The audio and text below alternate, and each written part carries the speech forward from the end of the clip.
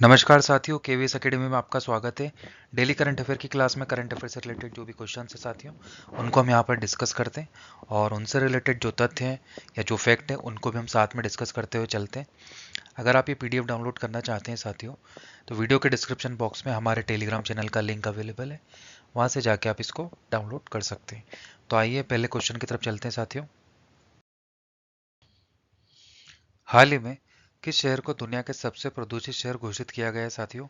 आपके ऑप्शन है नई दिल्ली, हनोई, पेरिस या ढाका। साथियों, इसका सही उत्तर देने का प्रयास करें कमेंट सेक्शन में। नई दिल्ली, हनोई, पेरिस या ढाका। तो साथियों, यहाँ पर जो सही उत्तर है ऑप्शन बी, हनोई को दुनिया का सबसे प्रदूषित शहर घोषित किया गया है साथियों। तो आइए इसको डिटेल में देख लेते हैं। वियतनाम की राजधानी हनोई को हाल ही में दुनिया का सबसे प्रदूषित शहर घोषित किया गया है साथियों। इस खतरनाक स्थिति की पुष्टि एयर विजुअल और IQ एयर के डेटा से हुई है, जिसमें यह दिखाया गया है साथियों कि हवा में PM2.5 कणों की सांद्रता सुरक्षित सीमा से काफी ऊपर पहुंच गई है। ठीक है साथियों, खासतौर पर शहर में PM2.5 का स्तर 266 माइक्रोग्राम प्रति क्यूबिक मीटर दर्ज किया गया है, जो कि विश्व स्वास्थ्य संगठन WHO द्वारा अनुशंसित अधिकतम दैनिक जोखिम से 15 गुना अधिक है साथियों।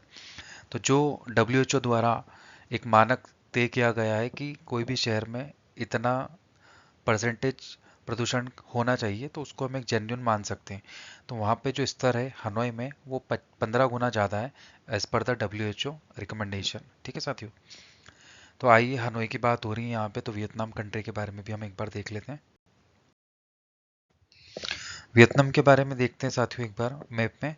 साथियों, ये यहाँ पर जो है ये वियतनाम का मैप है साथियों।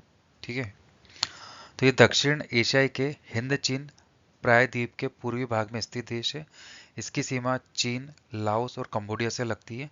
ठीक है, यहाँ पे देखेंगे चाइना की बॉर्डर है साथियों, ये कंबोडिया की बॉर्डर है और ये लाओस की बॉर्डर है। ठीक है साथियों, तो इसकी जो सीमा है चीन, लाओस और कंबोडिया से लगती है। राजधानी हनोई है, जिसके बारे में हमने पढ़ा, ये दुनिया का सबसे प्रदूषित शहर है साथियों। और यहाँ की जो मुद्रा है वो वियतनामी डोंग यहाँ पे चलता है साथियों। और जो करंट यहाँ के राष्ट्रपति हैं वो है लुओंग कुओंग। ठीक है साथियों, ये उनकी तस्वीर है, बिल्कुल आप याद रखें इस कंट्री के बारे में। आइए अगले क्वेश्चन की तरफ चलते हैं। पंजीकरण PRP अधिनियम मसौदा नियमों के तहत पत्रिकाओं के लिए फेसलेस डेस्क ऑडिट के अधीन होने हेतु न्यूनतम दैनिक औसत प्रसार संख्या क्या है? तो साथियों, सही उत्तर है यहाँ पर ऑप्शन बी, 25,000 दैनिक न्यूनतम औसत प्रसार संख्या है। ठीक है साथियों, आइए इसके बारे में डिटेल में देख लेते हैं। प्रेस और पत्रिकाओं के पंजीकरण PRP अधिनियम के मसौदा नियम में कहा गया है कि पिछले 2 वित्तीय वर्षों में 25,000 से अधिक दैनिक औसत प्रसार संख्या वाली पत्रिकाओं को उनके प्रसार के आंकड़ों को सत्यापित करने के लिए फेसलेस डेस्क ऑडिट के अधीन किया जा सकता है। ठीक है साथियों, ये कानून का हिस्सा है जिसका उद्देश्य समाचारों, समाचार पत्रों और अन्य पत्रिकाओं के पंजीकरण को सरल और डिजिटल बनाना है। ठीक है साथियों, जिसमें प्रसार के आंकड़े के भौतिक सत्यापन और पंजीकरण के मुद्दों के लिए अपीली बोर्ड की स्थापना के प्रावधान शामिल है। ठीक है साथियों, आइए अगला क्वेश्चन देख लेते हैं। शीर्षेंदु मुखोपाध्याय, जिन्होंने हाल ही में 2023 कुवेंपु राष्ट्रीय पुरस्कार जीता है साथियों, तो किस भाषा के प्रख्यात लेखक हैं? आपके ऑप्शन है कन्नड़, बंगाली, तमिल या हिंदी। तो साथियों, सही उत्तर है बंगाली भाषा के प्रख्यात लेखक हैं जिन्होंने 2023 कुवेंपु राष्ट्रीय पुरस्कार जीता है साथियों। आइए इनके बारे में देखते हैं। तो साथियों, शीर्षेंदु मुखोपाध्याय को 2023 कुवेंपु राष्ट्रीय पुरस्कार से सम्मानित किया गया है और ये बंगाली लेखक है साथियों।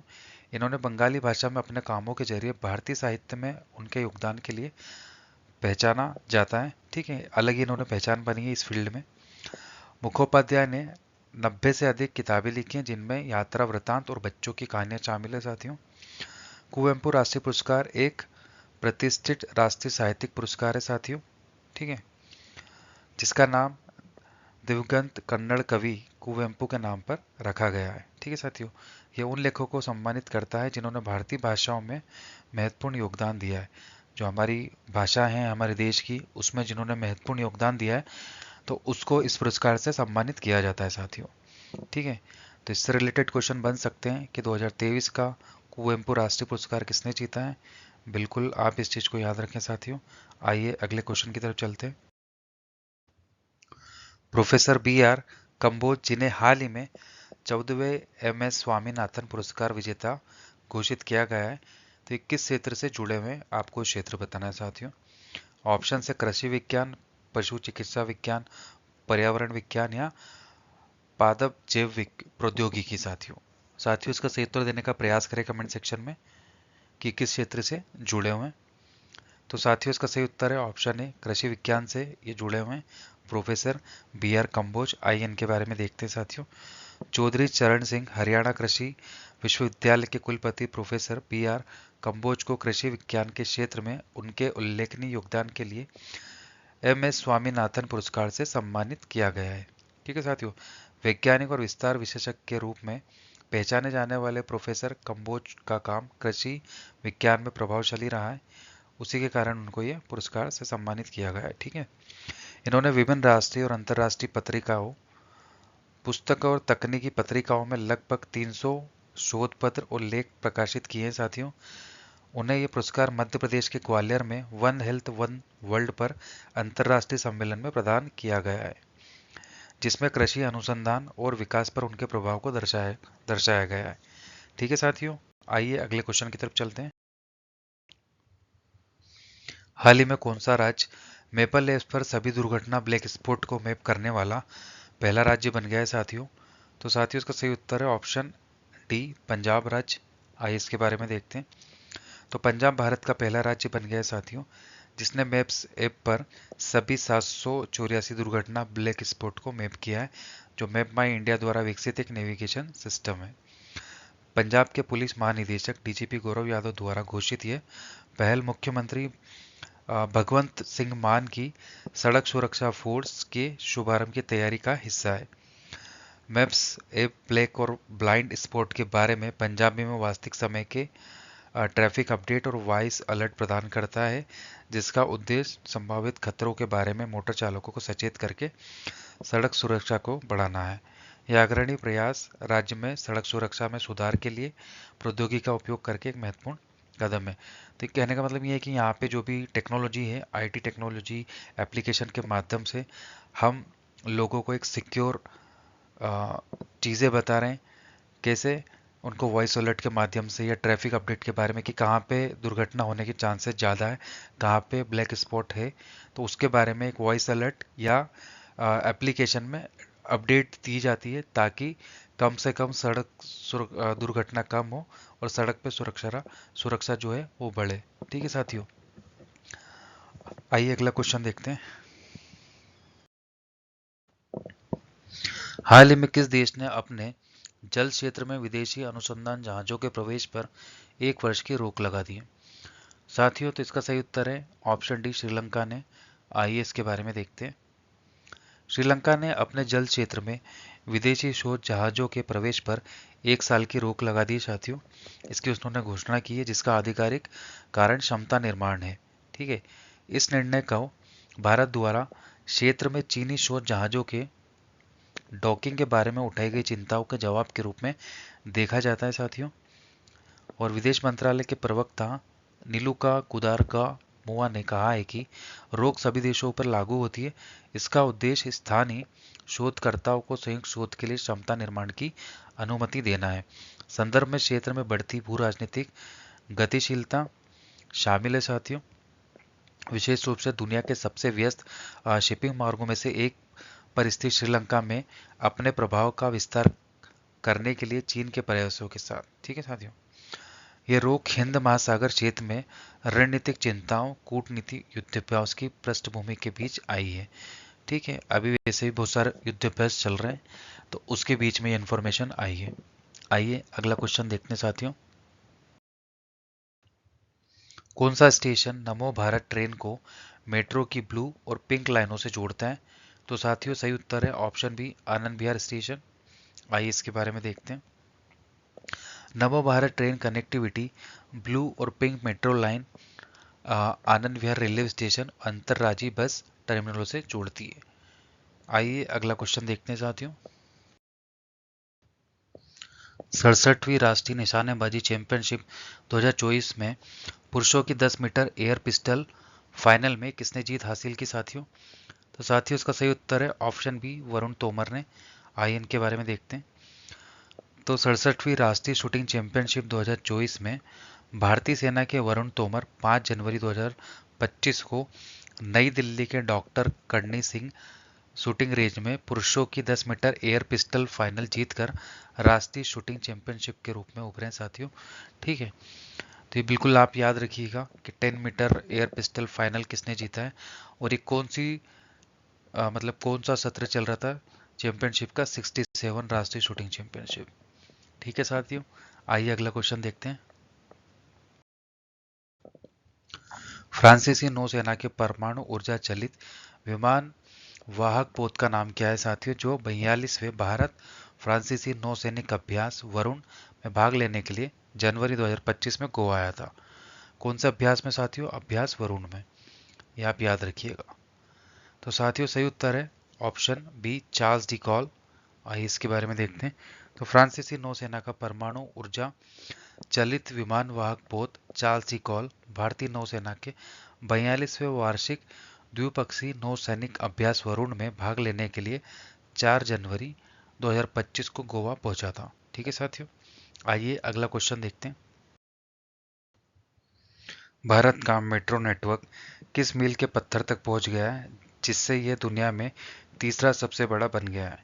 ठीक है साथियों, आपके ऑप्शन है 500 किलोमीटर, 750 किलोमीटर, 1000 किलोमीटर या 1500 किलोमीटर। तो साथियों इसका सही उत्तर देने का प्रयास करें कमेंट सेक्शन में कि हमारा जो मेट्रो नेटवर्क है वो कितने किलोमीटर तक पहुंच चुका है। तो साथियों इसका सही उत्तर है ऑप्शन सी, 1000 किलोमीटर तक। ठीक है साथियों, आइए इसके बारे में देखते हैं। तो भारत की मेट्रो प्रणालियों ने शहरी यात्रा में क्रांति ला दी है, जो 11 राज्यों और 23 शहरों में 1000 किलोमीटर तक फैल गई। ठीक है साथियों, इसकी रीच इतनी पहुंच गई जिससे भारत चीन और यूएसए के बाद वैश्विक स्तर पर तीसरा सबसे बड़ा मेट्रो नेटवर्क बन गया है। ठीक है साथियों, आइए अगला क्वेश्चन देख लेते हैं। सिक्किम के किस जिले में भारत का पहला जैविक मत्स्य पालन क्लस्टर स्थित है? तो साथियों इसका सही उत्तर है ऑप्शन सी, सोरेंग में। आइए इसके बारे में देखते हैं। तो भारत का पहला जैविक मत्स्य पालन क्लस्टर 6 जनवरी 2025 को सिक्किम के सोरेंग जिले में घोषित किया गया है। ठीक है साथियों, आइए अगला क्वेश्चन देखते हैं। हाल ही में पीएम मोदी ने किस शहर में केंद्रीय आयुर्वेदिक अनुसंधान संस्थान CARI की आधारशिला रखी है? तो साथियों आपके ऑप्शन है मुंबई, चेन्नई, नई दिल्ली या वाराणसी। इसका सही उत्तर देने का प्रयास करें साथियों कि कहाँ पे इसकी आधारशिला रखी गई है केंद्रीय आयुर्वेदिक अनुसंधान संस्थान की। तो साथियों सही उत्तर है ऑप्शन है नई दिल्ली में। आइए इसके बारे में देख लेते हैं। तो पीएम नरेंद्र मोदी ने 5 जनवरी 2025 को रोहिणी, नई दिल्ली में केंद्रीय आयुर्वेद अनुसंधान संस्थान CARI की आधारशिला रखी है। ठीक है साथियों, यह नया संस्थान 2.92 एकड़ क्षेत्र में फैला होगा और करीब 187 करोड़ की लागत से बनाया जा रहा है। इसका उद्देश्य क्या है साथियों? आयुर्वेद में अनुसंधान और स्वास्थ्य सेवा को आगे बढ़ाना। ठीक है, तो उसमें हम क्या क्या रिसर्च कर सकते हैं और कैसे हम मेडिकल फैसिलिटीज़ को आगे बढ़ा सकते हैं, इसलिए संस्थान को बनाया जा रहा है। ठीक है, इसकी आधारशिला रखी गई है। आइए अगला क्वेश्चन देखते हैं साथियों। पंचायत से संसद 2.0 पहल का उद्घाटन किसने किया है साथियों? तो साथियों इसका सही उत्तर है ऑप्शन बी, ओम बिरला द्वारा। आइए इनके बारे में देखते हैं साथियों। पंचायत से संसद 2.0 पहल का उद्घाटन 6 जनवरी 2025 को लोकसभा अध्यक्ष ओम बिरला ने किया है। इस कार्यक्रम का उद्देश्य क्या है साथियों?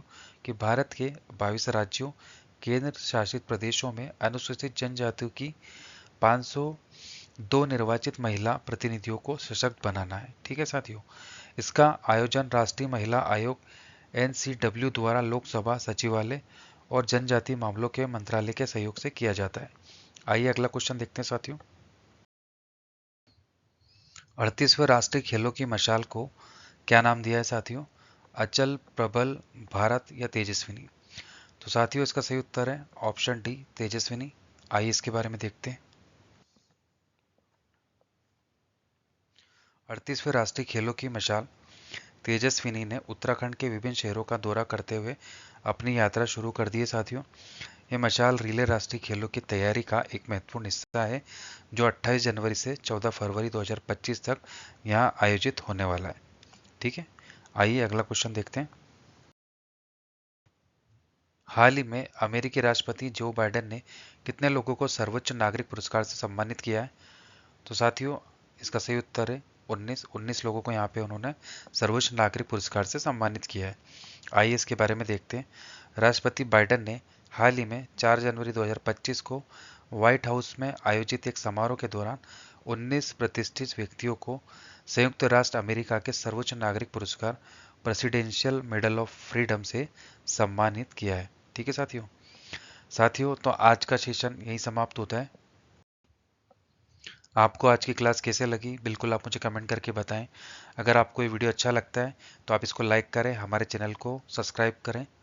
और साथियों बताना चाहूँगा, अगर आप ये पीडीएफ डाउनलोड करना चाहते हैं तो वीडियो के डिस्क्रिप्शन बॉक्स में हमारे टेलीग्राम के चैनल का लिंक अवेलेबल है, तो वहाँ से जाके आप ये पीडीएफ डाउनलोड कर सकते हैं साथियों। कल फिर मिलते हैं डेली करंट अफेयर की क्लास में।